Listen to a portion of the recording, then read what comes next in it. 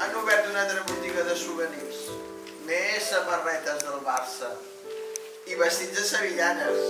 Com si les veïnes anessin vestides de sevillanes per la vida. I aquí hi havia abans una lleteria. Com ens agradaven les lleteries. El plantejament va ser fer un guió i que s'intercalessin cançons per explicar entre el guió i les cançons com s'havia desenvolupat el barri fins als dies d'avui. Val a dir que el guió que ha escrit la Begoña García Carterón té una dosi important de crítica de tot el que ha anat passant, no només en aquest barri, sinó en general a les grans ciutats. I això ha estat també gràcies a la participació i a l'aportació de la gent gran que han donat molt testimoni amb gravacions.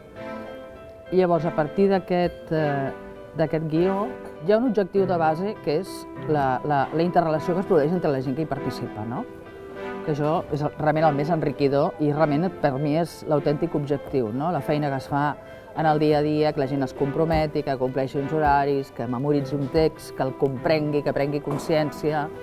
I hi haurà unes cançons que són d'aquestes diferents èpoques per les que anem passant.